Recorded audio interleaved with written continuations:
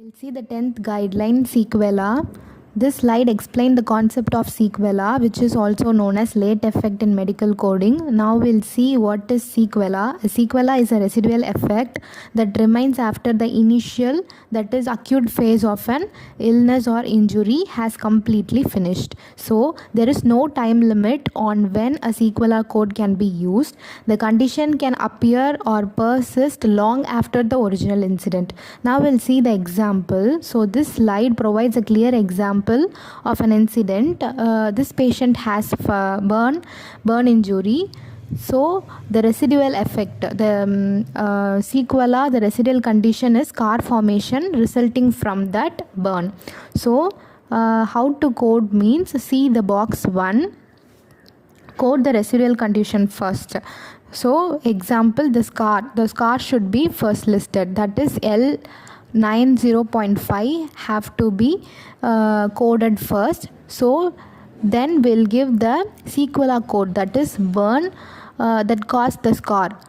So T20.3XXS, that code should be the secondary diagnosis. So here see the incorrect coding. Never use the code for acute phase, that is the burn code we should not give. Now let's see the impending or threatened condition. So this slide explains the rule for medical coding. A condition that a patient has diagnosed with impending, about to happen, or threatened means likely to happen, but which has not yet been confirmed as a fully occurring diagnosis. So code any condition described at the time of discharge as impending or threatened as follows. If it did occur means code as a confirmed diagnosis. If it did not occur means reference the alphabetic index to determine if the condition has subterm like impending or threatened, and also refer main term entries like impending or threatened.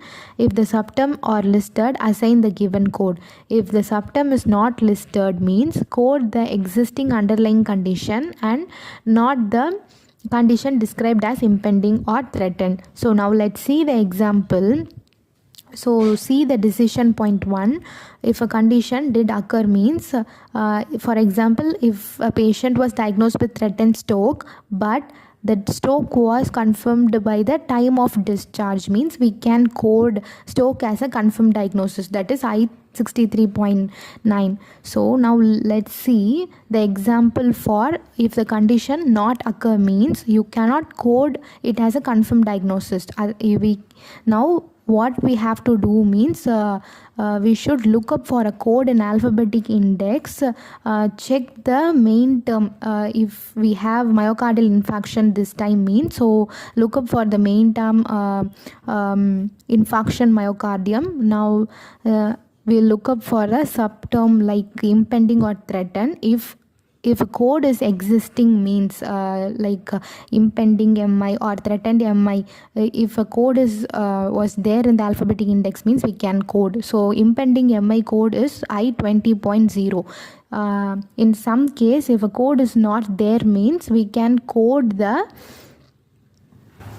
underlying conditions such as atherosclerosis. So here the guideline is if a condition is occurred, we can code. If not, check the index for a specific code. Otherwise, code underlying condition. Now let's see 12th guideline, reporting same diagnosis code more than once. So here the core rule is one code one time. The main key takeaway is you should code only report each unique ICD 10 CM diagnosis code once per patient encountered visit. So now let's see the scenario 1 for better understanding. Bilateral condition using a single code. So the problem here is a patient has a condition like osteoarthritis in both knees. Now let's see the coding solution. The coder should look for a single comprehensive code that describes the condition as bilateral. In example, instead of using a specific code for the right knee M17.11, the coder should use the bilateral knee osteoarthritis code M17.12. 10. So this is the right one. So here use the single code, comprehensive code when it's available for bilateral condition. Now let's see the scenario 2. Two different condition mapping the same code. So here the problem, a patient has two different medical condition like common cold and acute bronchitis, but the official ICD-10 CM coding system maps both of those condition to the exact same diagnosis code J20.9. So here we must code once the J20.9. So even though two different diagnoses lead you to the code J20.9, we should only report the code J20.9 once for this encounter. So we should not duplicate. Now let's see 13th guideline, laterality. So which side rule? So in the previous slide, each unique ICD-10 CM diagnosis code can only be reported once per encounter. That was a previous slide rule. Now in this slide is especially important when dealing with the condition that affect one or both side of the body, that is laterality. Now let's see the scenario A. The patient has a tear in right side shoulder. So the diagnosis code is specific and ends in digit like A that designates the right side. So yes, 46.011A. Use a specific laterality code because the documentation matches the code specificity. There is no need for bilateral code. So here we should code only for right shoulder tear. Now let's see the scenario B, no bilateral code. So here the patient has tear in both side, both right and left side, but there is no bilateral code here. So there is no single bilateral code for this type of specific injury. So we should use the code for right shoulder tear, yes, 46.011A and yes, 46.012A, that is left shoulder tear. So when a single bilateral code does not exist means you must report separate specific laterality codes for each affected side. This is an exception to the one code one time rule because the code S46.011A and S46.012A are unique. So now let's see the scenario C. The mystery side, the patient has a tear but the medical documentation does not specify if it is right or left side. So we should have to use a unspecified code, that is S46.019A, which often ends in 9 or 0, indicating no laterality is given. So the 14th guideline is documentation by clinician other than the patient provider. The basic principle is that the patient primary provider physician is the final authority for assigning a diagnosis, but certain information can be documented by other qualified clinicians. So see the example here. The core rule is provider is a king who documents the diagnosis. The patient official diagnosis like type 2 diabetes must come directly from the physician. So here the key exception, when others can help while the diagnosis itself must come from the provider. Certain flags or clinical finding that support the diagnosis can be documented by other qualified clinicians like nurse, dietitian or social worker.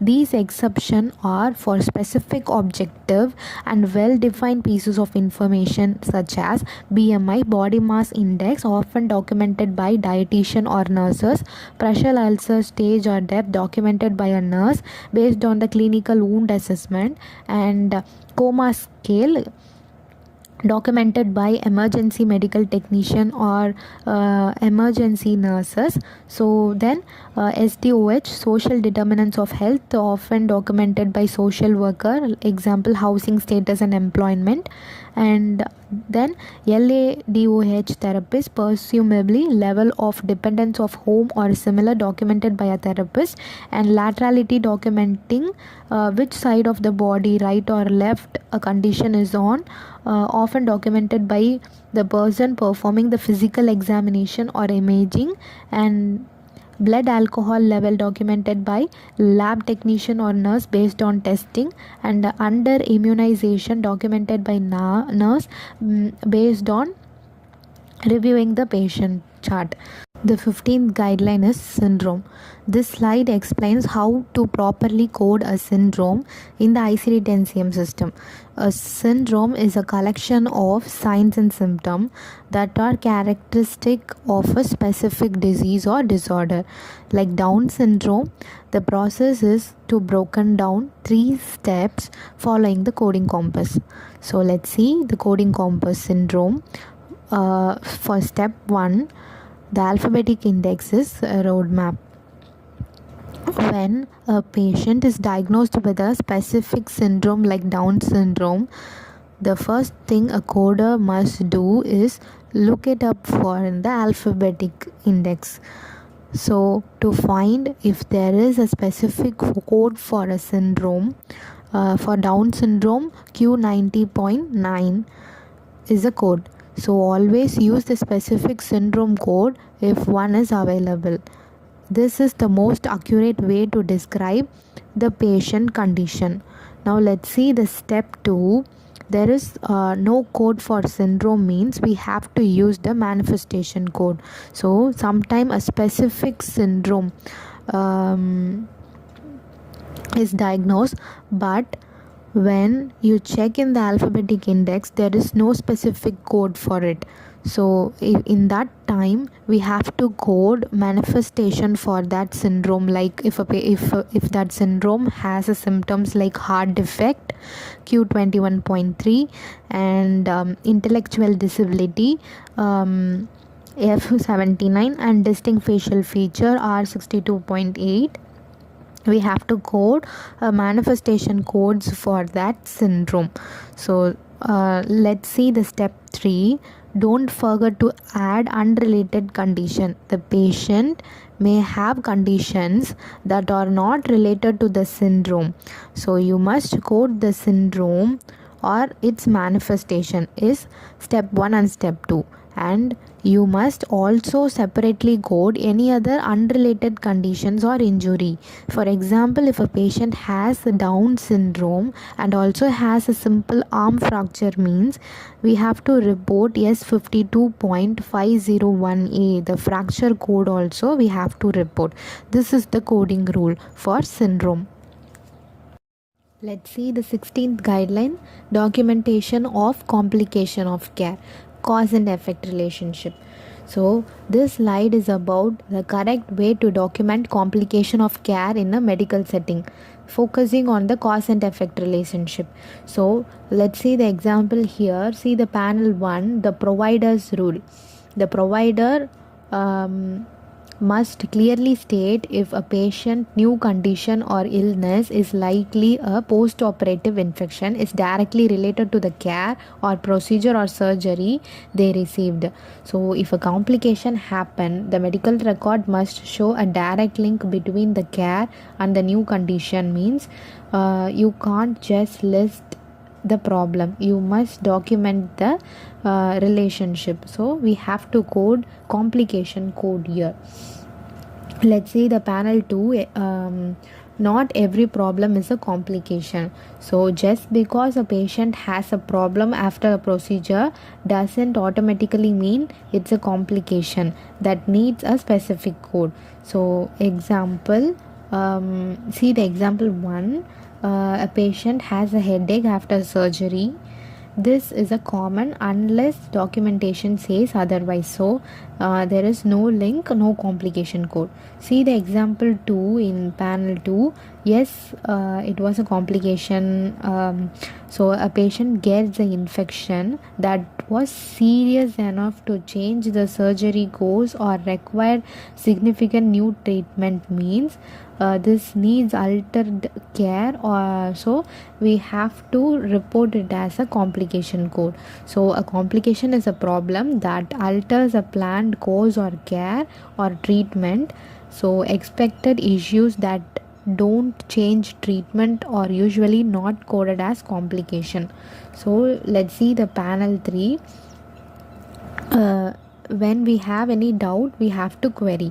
If a documentation is unclear about whether a problem is a true complication, or if the provider just wrote a diagnosis without linking it to the procedure, so we have to query the provider.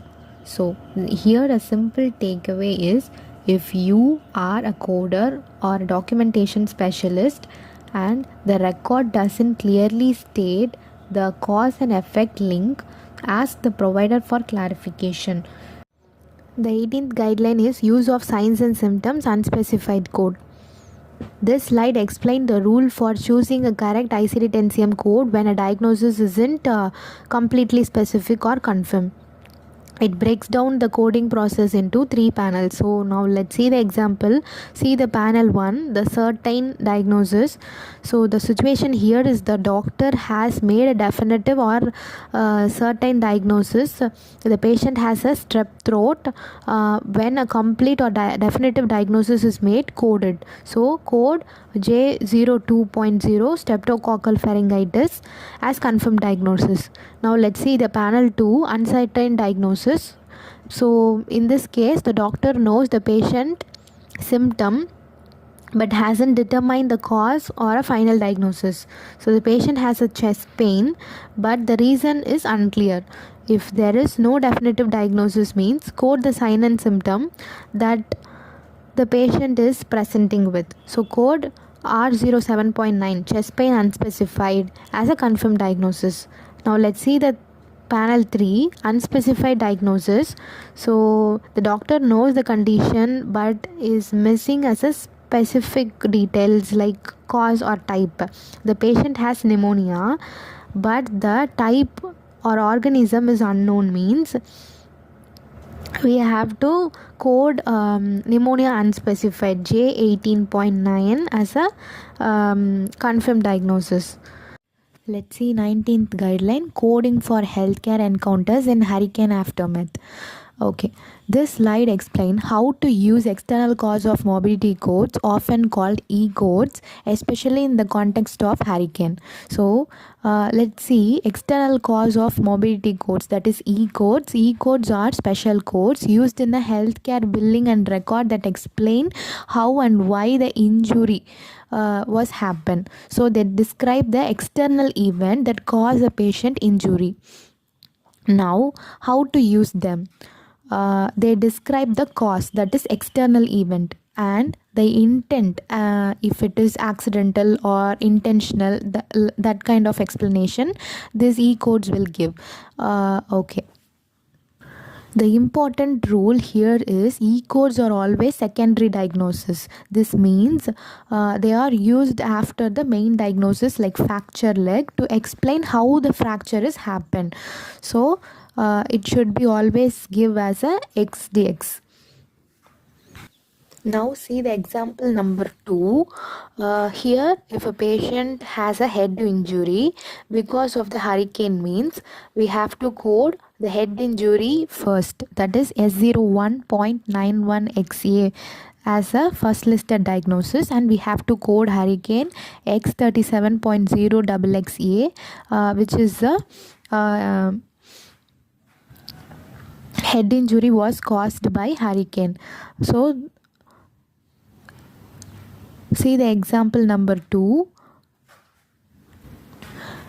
Now when do not use an E-code, see that example. If a patient has a common cold, so in this the patient has not having any injury, so the cold is not directed as injury from the hurricane, so you wouldn't use the hurricane E-code. That is all. Now let's see the third example, every encounter, every detail. Whenever a patient is treated for a specific injury, you have to use the E code. Encounter, see the encounter 1, initial visit, the patient is having head injury, and plus we have to code that hurricane caused by head injury. So now in encounter 2 also, the follow-up encounter 2 is follow-up physical therapy, for a patient is coming for a physiotherapy. Even for the follow-up visit, we have to use the head injury plus that E code, hurricane code. So here the key takeaway is E code explain how and why injury happen. Use them with injuries every time, every encounter. This slide explains when to use a hurricane E code X37.0 for injury that happen around the time of hurricane. So especially if the connection is indirect or unclear, let's see as in a simple breakdown of two main scenarios. So see the scenario 1, indirect injury. So in this scenario involves an injury that happened during the course of a hurricane, but was not direct result of a storm itself. So the example situation is during the hurricane evacuation, a patient is injured in a traffic accident that wasn't a collision, and then they are accidentally hit by another person. So we have to code like V43.61XA, car occupant injured in non-collision accident, which means, so the next one is W51.0XXA, accidentally hit by another person.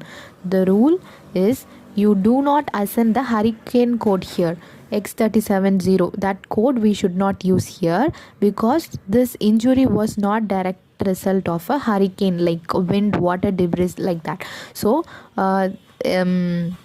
we do not use that X37.0 code here.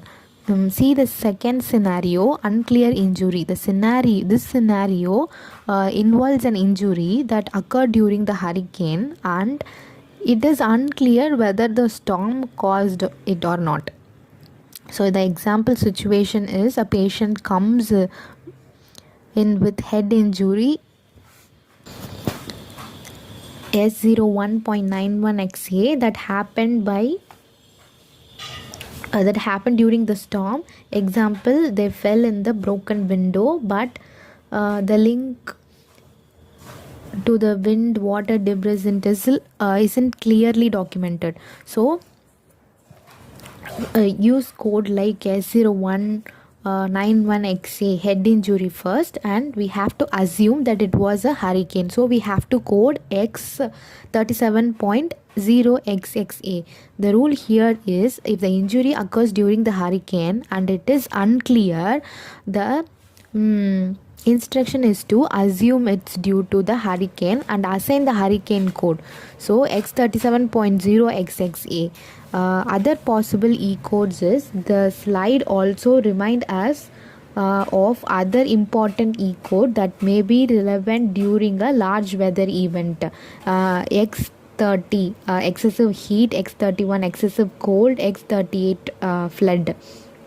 If not direct, no hurricane code. If unclear, assume and code as a hurricane. Always code all applicable causes. Here is the last slide.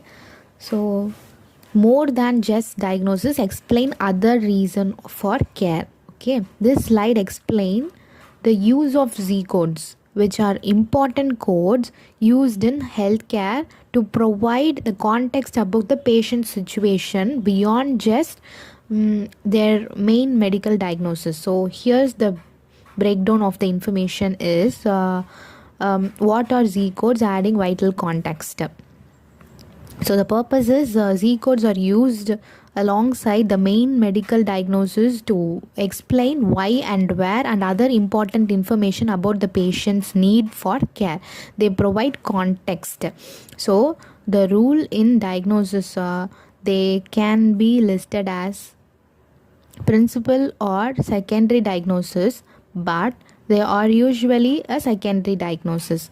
They support the main medical condition, so it's always a secondary diagnosis, and which is helps to provide the extra additional information of a main condition. So this is the rule. And see the second scenario, hurricane aftermath, applicable Z code. So in this aftermath of major event like hurricane, Z codes are crucial for documenting the environmental and social factors affecting the patient care. Example, homelessness and inadequate housing, extreme poverty, awaiting admission. Patient is ready for facility like nursing home but waiting for a bed, and inaccessible facilities or agency, that is example, a local clinic is closed due to damage like that. And vent dependence, power failure, patient is relying on ventilator who now has issue because of power failure. Okay, the list is not exhaustive, not complete. The rule is to code all that apply. Okay, now let's see the third one, the real world example and the key rules. Here, how Z codes are used in practice. See the scenario A, transfer for rehab. If a patient is being transferred from one facility to other facility because they are awaiting rehab, the Z code uses awaiting rehab code is Z75.1. See the scenario B, sprained ankle. The patient has a sprained ankle, code S93.4. If they are awaiting rehab service, means you have to code the Z code like Z75.1 to their chart. So to explain, patient has an ankle sprain and have awaiting rehab. They are waiting for a rehab. So we have to give the extra additional information. And the key rule here is use any available documentation. You can gather this information from nurse notes and social worker report and emergency medical technician form. Assign as many codes as needed if a patient is homeless or awaiting admission. So you have to give the Z codes and for vital context. So use them to tell the patient full story in any healthcare setting.